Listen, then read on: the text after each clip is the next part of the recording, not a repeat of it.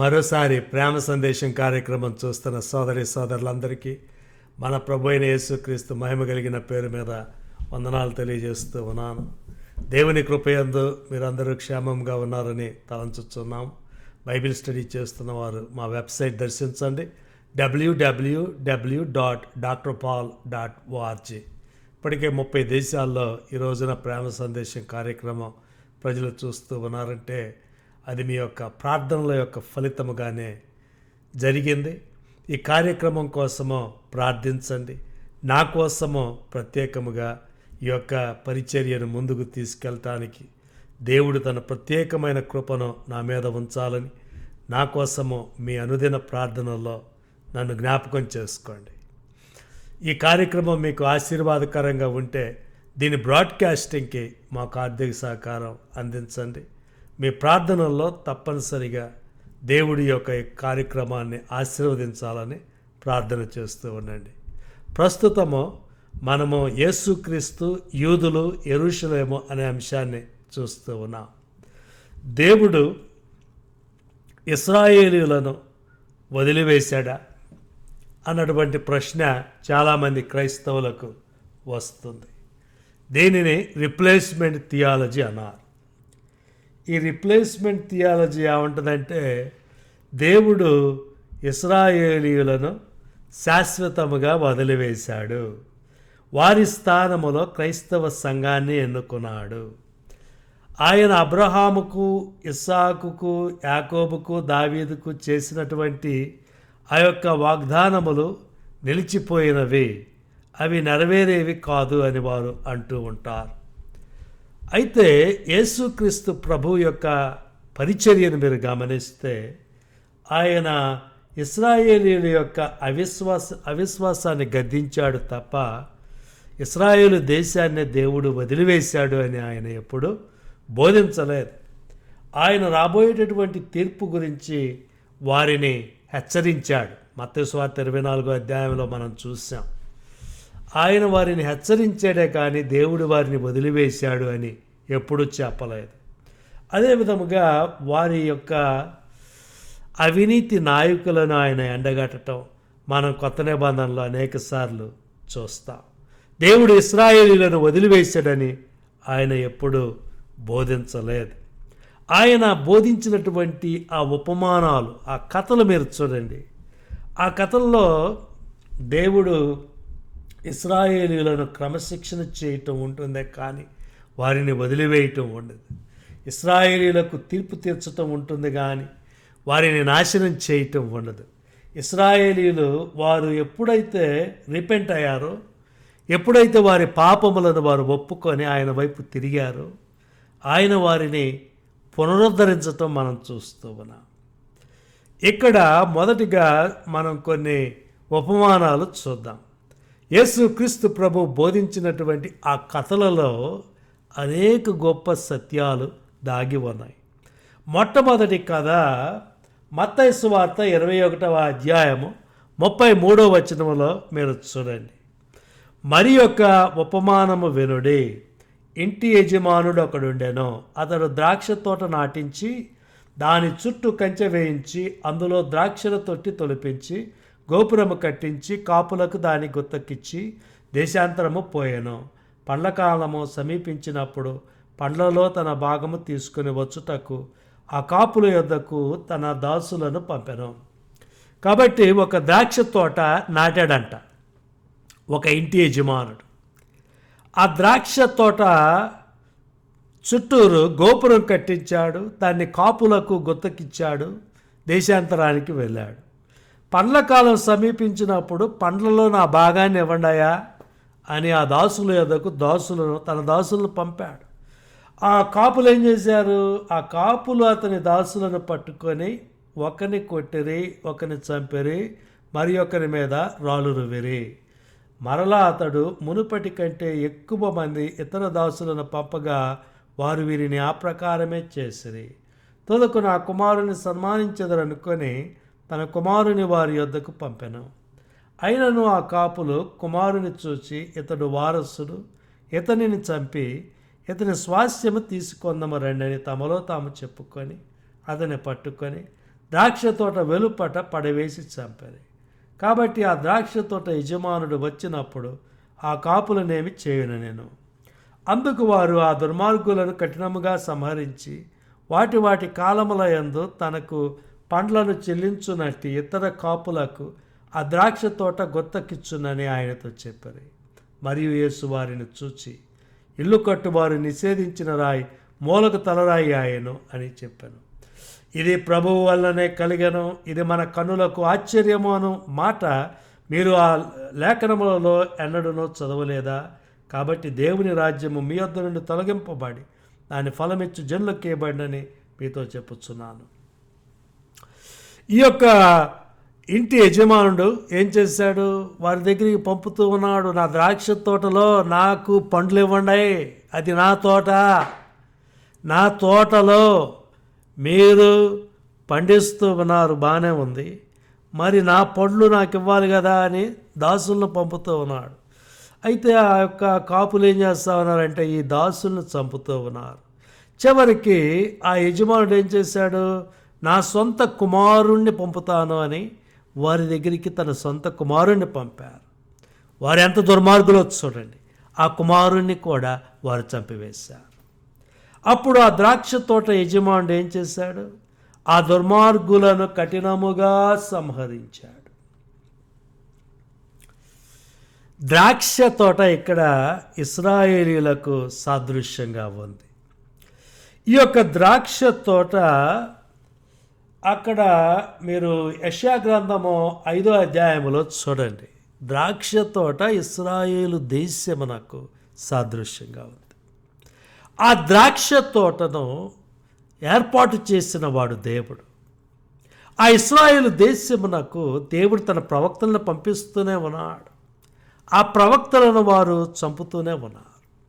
చివరకు తన సొంత కుమారుణ్ణి వారి దగ్గరికి పంపాడు. ప్రభు అయిన యేసు క్రీస్తును వారి దగ్గరికి పంపాడు.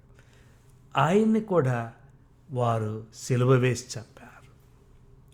ఇక్కడ ఆసక్తికరమైన సంగతి ఏంటంటే యేసు క్రీస్తు ప్రభు ఈ కథ చెబుతూ ఉన్నాడు. ఆ కథలో ఉన్న కుమారుడు ఆయనే అని ఆయనకి తెలుసు. తన మరణాన్ని ఆయనే ఆ కథలో వారికి తెలియజేస్తూ ఉన్నాడు. నిజముగా ఆయన ఎంత కృపామయుడో మీరు ఒకసారి ఆలోచించండి. నా ప్రాణాలు పోతాయి అని ఆయనకి తెలిసి కూడా మనలను రక్షించటానికి, విమోచించటానికి ఆయన ఈ లోకానికి వచ్చాడు. ఆయనకి యాక్సిడెంట్ కాదు, హఠాత్తుగా ఆయన మీదకి వచ్చినటువంటి సన్నివేశం కాదు. సిలువ ఆయనకి ముందే తెలుసు. ప్రవక్తలు ముందే చెప్పారు. దావీదు కానివ్వండి, యెషయా కానివ్వండి, దానియేలు కానివ్వండి, యేసుక్రీస్తు ప్రభువు ఈ లోకములో సిలువ వేయబడతాడని ముందే చెప్పారు. యేసుక్రీస్తు ప్రభువు కూడా తెలుసు. కాబట్టి ఈ యొక్క ద్రాక్ష తోట దగ్గరికి ఆయన వచ్చినప్పుడు వారి దుష్టత్వము, వీళ్ళు ఎవరంటే ఇశ్రాయేలు దేశం యొక్క నాయకులు, వారు రాళ్ళు తీసుకొని ఆ కుమారుడి మీద కూడా వారు చంపారు. చూసారా? ఈ దాడులు చేసిన వాళ్ళు ప్రధాన యాజకులకు, పరిసయ్యులకు సాదృశ్యంగా ఉన్నారు. ఇక్కడ ఇంటి యజమానుని కుమారుడు ప్రభు అయిన యేసు క్రీస్తుకు సాదృశ్యముగా ఉన్నాడు. ఈ ఇశ్రాయేలు దేశ నాయకులు యేసు క్రీస్తు ప్రభువును సంహరించటం మనం చూస్తూ ఉన్నాం. దేవుడు చేసినటువంటి పనేంటి? దేవుడు ఇప్పుడు వీరిని, ఈ దుష్టులను తొలగించేశాడు, ఈ దుష్టులను తీసేశాడు. ఇక్కడ మనం గమనించాల్సింది ఏంటంటే ఈ ద్రాక్ష తోట ఆయనదే. ఈ ద్రాక్ష తోటను ఆయన వదిలేయలేదు. ఈ ద్రాక్ష తోట ఇశ్రాయేలు దేశము, దాన్ని ఆయన వదిలేయలే. ఆ తోట ఆయన దగ్గరే ఉంది. ఆయన వదిలేసింది ఎవరిని? ఎవరైతే దుష్టులుగా ఉన్నారో, ఎవరైతే మారు మనస్సు పొందలేదో, యేసుక్రీస్తు ప్రభు సువార్త వినకుండా ప్రవక్తలను చంపారో, యేసుక్రీస్తును సిలువ వేశారో, ఆ ప్రధాన యాజకులు, ఆ పరిసయ్యులు, ఆ సద్దూకయ్యులు, ఆ దేవాలయపు అవినీతి నాయకులు, వారిని దేవుడు వదిలేశాడు. ఆ ముఖ్యమైనటువంటి సత్యాన్ని మనం జాగ్రత్తగా గమనించాలి. దేవుడు వదిలేసింది ఈ దుష్టులైన ప్రధాన యాజకుల్నే కానీ ఇశ్రాయేలు దేశాన్ని కాదు. ఆయన ద్రాక్ష తోటను వదిలేయలేదు. తండ్రి, కుమారుడు, పరిశుద్ధాత్ముడు, ఆ ముగ్గురు కూడా వారు దేవుని యొక్క సాక్ష్యమును ప్రజలకు వినిపించారు. తండ్రి అయిన దేవుడు ఆయన యొక్క సాక్ష్యము బాప్తిస్మం ఇచ్చే యోహాను ద్వారా ఇశ్రాయేలు దేశానికి వెళ్ళింది. అయితే వారు బాప్తిస్మం ఇచ్చే యోహాన్ని చంపివేశారు. ఆ తర్వాత కుమారుడు వచ్చాడు, ప్రభు అయిన యేసు క్రీస్తు. ఆయన్ను కూడా వారు సిలువ వేసి చంపేశారు. ఆ తర్వాత పరిశుద్ధాత్ముడు వచ్చాడు. అపోస్తల కార్యముల గ్రంథములో చూడండి, మొట్టమొదటి 7 అధ్యాయాల్లో పరిశుద్ధాత్మ చేత ప్రేరేపించబడిన అపోస్తలులు ముందుగా యూదులకు సువార్త ప్రకటించారు. మొట్టమొదటి 7 అధ్యాయాలు. 8వ అధ్యాయంలో సమరయులకు వారు సువార్త ప్రకటించారు. ఆ తర్వాత అన్యజనులకు సువార్త ప్రకటించడం మనం చూస్తాం. యూదులకు సువార్త ప్రకటించిన వాళ్ళు వెళ్ళ స్టెఫెనును రాళ్లతో కొట్టి చంపేశారు. అంటే బాప్తిస్మం ఇచ్చే యోహాను, యేసుక్రీస్తు ప్రభువు, స్టెఫెను, ఈ ముగ్గురు తండ్రి అయిన దేవుడు, కుమారుడైన దేవుడు, పరిశుద్ధాత్మ దేవుడు, ఆ ముగ్గురి చేత ప్రేరేపించబడినటువంటి వారుగా మనకు కనిపిస్తూ ఉన్నారు. ఈ ద్రాక్ష తోట నేను ఇంతకు ముందు చెప్పినట్లు అది ఇప్పటికి కూడా దేవునికే చెందినది. అందుకనే ఈ రోజున మనము దేవుడు ఇశ్రాయేలీయులను వదిలివేశాడు అని అనుకోకూడదు. ఆయన వదిలివేసింది ఆ దుష్టులైన నాయకులనే. ఆ తర్వాత మీరు చూడండి, లూకాసు వార్త 13వ అధ్యాయంలో కూడా అంజూరపు చెట్టును చూసినటువంటి ఒక చక్కటి ఉపమానం మనం అక్కడ చూస్తూ ఉన్నాం. లూకాసు వార్త 13వ అధ్యాయము 6వ వచనములో మీరు చూడండి. మరియు ఆయన వారితో ఈ ఉపమానము చెప్పెను. ఒక మనుష్యుని ద్రాక్ష తోటలో అంజూరపు చెట్టు ఒకటి నాటబడి ఉండెను. అతడు దాని పండ్లు వెదుక వచ్చినప్పుడు ఏమీ దొరకలేదు. కనుక అతడు, ఇదిగో 3 ఏండ్ల నుండి నేను ఈ అంజూరపు చెట్టున పండ్లు వెదుక వచ్చుచున్నాను, కానీ ఏమీ దొరకలేదు. దీన్ని నరికివేయము, దీనివలన ఈ భూమియు ఎలా వ్యర్థమైపోవాలని ద్రాక్ష తోట మాలితో చెప్పాను. అయితే వాడు, అయ్యా, నేను దాని చుట్టూ తవ్వి ఎరువు వేయ మట్టుకు ఈ సంవత్సరము కూడా ఉండనేమో. అది ఫలించిన సరి, లేని ఎడల నరికించి వేయమని అతనితో చెప్పాను. ఈ కథ యేసుక్రీస్తు ప్రభువారు లూకాసు వార్త 13వ అధ్యాయంలో తెలియజేశాడు. ఇక్కడ ఒక అంజూరపు చెట్టు మనకు కనిపిస్తూ ఉంది. ఆ అంజూరపు చెట్టు, దానికి పండ్లు లేవు. ఆ యొక్క యజమానుడు ఏం చేస్తూ ఉన్నాడు? 3 సంవత్సరముల నుండి అంజూరపు చెట్టు పండ్లు వెదుగుతున్నాను, కానీ ఏమీ లేదయా. అక్కడ ఆ యజమానుడు యేసుక్రీస్తు ప్రభువే. 3 సంవత్సరాలు ఇశ్రాయేలు దేశమునకు ఆయన సువార్త ప్రకటించాడు, కానీ వారు ఆయన మాట వినలేదు. అంజూరపు చెట్టు ఎవరంటే ఇశ్రాయేలు దేశం. ఇశ్రాయేలు దేశము మారు మనసు పొందని స్థితిలో ఉంది. అయితే ఆ యొక్క ద్రాక్ష తోట మాలి ఏమంటా ఉన్నాడు? అయ్యా, నేను దాని చుట్టూ తవ్వి ఎరువు వేయు మట్టుకు ఈ సంవత్సరము కూడా ఉండనేమో.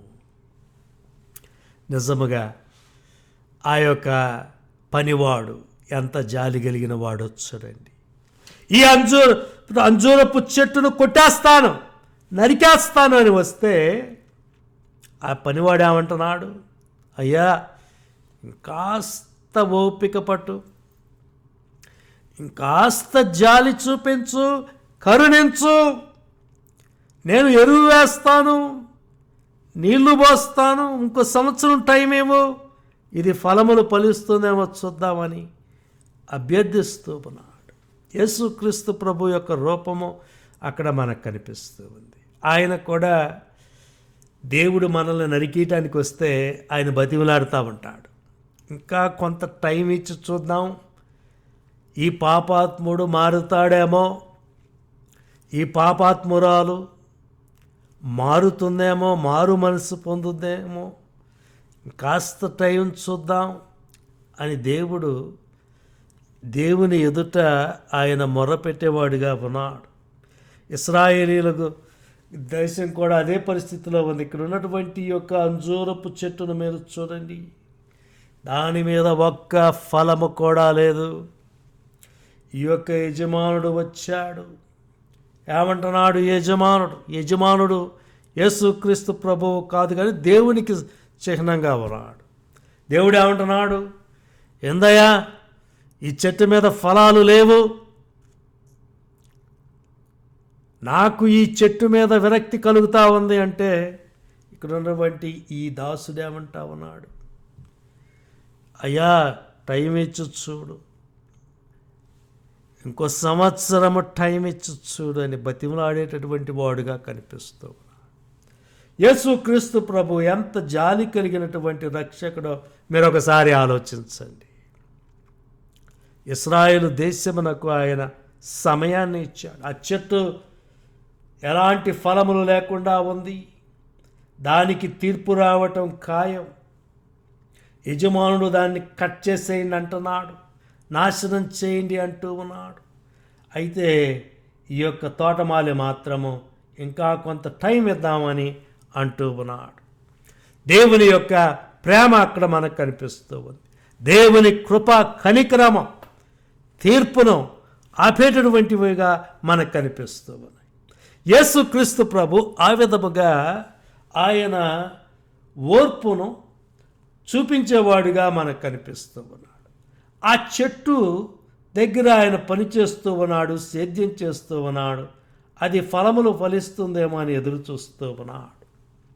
ఒకరోజు అది కూడా ఫలాలు ఫలిస్తుంది. రోమాపత్రిక 11వ అధ్యాయంలో మనం చూసాం కదా, సమస్త ఇశ్రాయేలు రక్షించబడుతుంది. కొంతకాలము ఈ చెట్టు మీద ఫలములు ఉండవు, కానీ జకరియా గ్రంథము 13వ అధ్యాయము 14వ అధ్యాయం మీరు చూడండి, దేవుడు తన యొక్క పరిశుద్ధాత్మను ఇశ్రాయేలు దేశం మీద కుమ్మరించినప్పుడు వారు ఫలములు ఫలించేటటువంటి వారుగా మారుతారు అని అక్కడ మనం చూస్తూ ఉన్నాం. మూడవదిగా తప్పిపోయిన కుమారుడు, ఆ కథ కూడా మనం చూద్దాం. యేసుక్రీస్తు ప్రభువు బోధించినటువంటి ఒక చక్కటి రమ్యమైనటువంటి కథల్లో ఈ తప్పిపోయిన కుమారుని కథ మనకు కనిపిస్తూ ఉంది. ఈ తప్పిపోయిన కుమారుడు తండ్రి దగ్గరికి వెళ్ళాడు. ఒక తండ్రికి 2 కుమారులు ఉన్నారు కదా, పెద్ద కుమారుడు, చిన్న కుమారుడు. చిన్న కుమారుడు తండ్రి దగ్గరికి వెళ్ళాడు, నానా నాకు రావాల్సిన ఆస్తి మొత్తం డబ్బు రూపంలో ఇచ్చేసే అన్నాడు. ఆ తండ్రి అతని ఆస్తిని డబ్బులుగా రెండో కుమారుడికి ఇచ్చాడు. ఈ రెండో కుమారుడు ఏం చేశాడంటే ఆ డబ్బులన్నీ తీసుకొని లోకంలోకి వెళ్ళిపోయాడు. సమస్త దుర్వ్యసనాలకి బానిసైపోయాడు. డ్రగ్స్ దగ్గర నుండి, వేశ్యల దగ్గర నుండి అన్ని రకాలైనటువంటి దుర్వ్యసనాల మీద వాటన్నిటినీ వాడుకొని తన సమస్త ధనాన్ని కోల్పోయాడు. చివరికి అతనికి ఎలాంటి స్థితి వచ్చింది, పందులతో కలిసి జీవించే స్థితికి వెళ్ళిపోయాడు. చివరికి పందులు కూడా అతన్ని అసహ్యించుకోనాయి. పందుల్ని మనం పెద్దగా పట్టించుకోం, కానీ యూదులకి పందులంటే చాలా అసహ్యం. వారు పంది మాంసాన్ని తినరు, పందులు ఉండే చోటికి వెళ్ళరు. మరి అలాంటి చోటికి ఈ యూదు కుటుంబంలో పుట్టినటువంటి బిడ్డ వెళ్ళాడంటే వారు ఎంత షాక్కు గురై ఉంటారు. ఈ రెండో కుమారుడు అలాంటి స్థితిలోకి వెళ్ళిపోయాడు. అయితే అతడికి బుద్ధి వచ్చింది. బుద్ధి వచ్చినప్పుడు ఏమనుకున్నాడు, అయ్యో నా తండ్రి ఇంట అనేక మందికి పని దొరుకుతూ ఉంది, నేనేమో ఇక్కడ పందుల పొట్టుతో నా కడుపు నింపుకోవాలని చూస్తూ ఉన్నాను, నేను ఎంత దిగజారిన స్థితిలోకి వచ్చానని అతడు పశ్చాత్తాపడి తిరిగి తండ్రి ఇంటి దగ్గరికి వెళ్ళాడు. తండ్రి ఏం చేశాడు, ఆ కుమారుడిని హత్తుకున్నాడు, కుమారుడికి స్నానం చేయించాడు, కొత్త బట్టలు వేయించాడు, చేతికి ఉంగరం వేయించాడు, ముద్దు పెట్టుకున్నాడు, కొవ్వినటువంటి గొర్రెపిల్లను తీసుకొని వచ్చి ఒక పెద్ద విందు చేయించాడు, అందరికి భోజనాలు పెట్టించాడు. అయితే పెద్ద కుమారుడు ఇంట్లోకి వచ్చాడు. ఏందయ్యా ఈ గొడవంతా, ఏంది ఈ వేడుక, ఈ యొక్క పార్టీలు జరుగుతూ ఉన్నాయి ఏంటి అని అడిగితే వారేమని చెప్పారు, అయ్యా మరి మీ తమ్ముడు తిరిగి వచ్చాడని మీ నాన్న ఎంతో గొప్పగా పార్టీ ఇస్తున్నాడయ్యా అందరికీ అంటే ఆ పెద్ద కుమారుడికి కోపం వచ్చింది. పెద్ద కుమారుడు ఏమన్నాడు, తండ్రితో అలిగి కోపంతో ఏమన్నాడు, ఇదిగో నేను మరి నీ దగ్గర ఎంతకాలం ఉన్నాను కానీ ఎప్పుడైనా నాకు ఇలాంటి పార్టీ ఇచ్చావా? నీ కుమారుడు వేశ్యలతో నీ యొక్క ఆస్తి మొత్తం సర్వనాశనం చేసిన వాడు ఇంటికి వస్తే వాడి కోసం నువ్వు పార్టీ ఇస్తున్నావా డాడీ అని తండ్రి మీద అలిగాడు కదా. తండ్రి ఏమన్నాడు, కుమారుడా నీవెల్లప్పుడూ నాతో కూడా ఉన్నావు, నావన్నీ నీవే. కుమారుడా నువ్వెప్పుడు నాతోనే ఉన్నావు కదరా, నా ఆస్తులన్నీ నీ కాదా? అయితే నీ తమ్ముడు చూడు, వాడు అసలు చనిపోయాడు అనుకున్నాం కదా, వాడు పూర్తిగా వ్యర్థుడైపోయాడు అనుకున్నాం కదా, వాడి మీద మనం ఆశలు వదిలేసుకున్నాం కదా, అలాంటి వాడు మళ్ళీ తిరిగి వచ్చాడురా, మనం సంతోషంతో పార్టీ చేసుకోవాలిరా అని తండ్రి సంతోషించాడు. అయితే తండ్రి సంతోషంలో ఈ పెద్ద కుమారుడు పాలు పంచుకోలేకపోయాడు. ఎందుకని అతని హృదయంలో ఈర్ష్య, ద్వేషము, స్వంత నీతి ఇవన్నీ గూడుగట్టుకొని ఉన్నాయి. తన తమ్ముడిని అతడు ఏనాడు ప్రేమించలేదు. ఈ పెద్ద కుమారుడు కూడా ప్రధాన యాజకులకు, శాస్త్రులకు గుర్తుగా ఉన్నాడు. రెండవ కుమారుడేమో పాపాత్ములమైన మనలను, అనిజనులమైనటువంటి మనలకు సాదృశ్యంగా ఉన్నాడు. మనల్ని దేవుడు కనికరముతో తిరిగి ఇంటికి రానిచ్చాడు. పూర్తిగా పాడైపోయింది మనమే. అయితే మనము యేసుక్రీస్తు ప్రభు దగ్గరికి వెళ్ళినప్పుడు ఆయన మనల్ని కరుణించాడు, చేర్చుకున్నాడు, రక్షించాడు. తన పవిత్ర రక్తముతో మన పాపములను కడిగి దేవుని కుటుంబంలో మనల్ని చేర్చాడు. అయితే పెద్ద కుమారుడు ప్రధాన యాజకులకు ఆయన సాదృశ్యంగా ఉన్నాడు. వారు ఇశ్రాయేలీయులు, మారు మనస్సు లేని ఇశ్రాయేలీయులు. అయితే ఇక్కడ మీరు గమనించాల్సింది ఏంటంటే ఈ పెద్ద కుమారుడిని తండ్రి వెలివేయలేదు. చిన్న కుమారుడు తిరిగి వెళ్ళాడు, పెద్ద కుమారుడిని ఆయన వదిలివేయలేదు. అది మనము గుర్తుపెట్టుకోవాలి. ఇక్కడ దేవుడు ఇశ్రాయేలీయులను వదిలివేయకుండానే అన్యజనులైనటువంటి మనలను ఆయన కనికరించాడు. ఇంకా కొన్ని చక్కటి కథలు కూడా యేసు ప్రభు చెప్పాడు. మత్తయి సువార్త 22లో చూడండి, అక్కడ పెండ్లి వివాహమునకు ఏర్పాటు చేయబడినటువంటి గొప్ప విందుకు దేవుడు అందరినీ పిలుస్తూ ఉన్నాడు.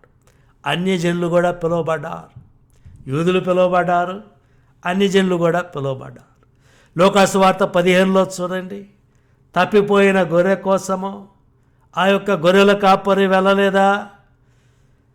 తప్పిపోయిన ఇశ్రాయేలు గొర్రెల కోసము వారిని వెతికి రక్షించేవాడిగానే యేసుక్రీస్తు ప్రభు ఈ లోకానికి వచ్చాడు.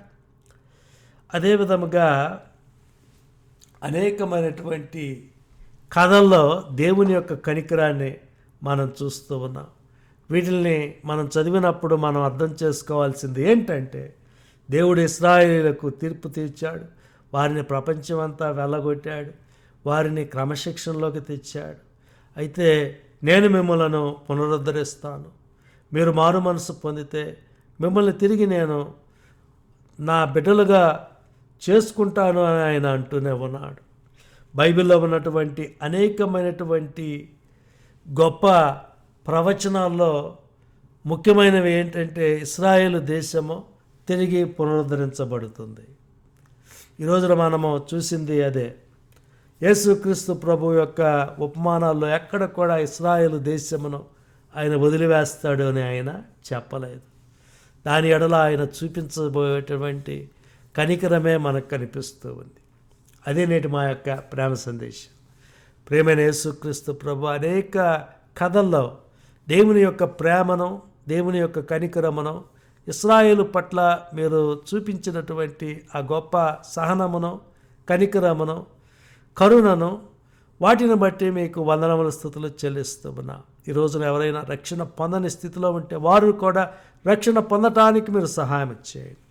ఈ ప్రార్థన మా ప్రభువును రక్షకుడైన యేసుక్రీస్తు వారి ఘనమైన నామములో ప్రార్థించి అడిగి వేడుకొనుచున్నాము తండ్రి. ఆమేన్. అందరికీ వందనాలు. తిరిగి వచ్చే వారం మరోసారి కలుద్దాం.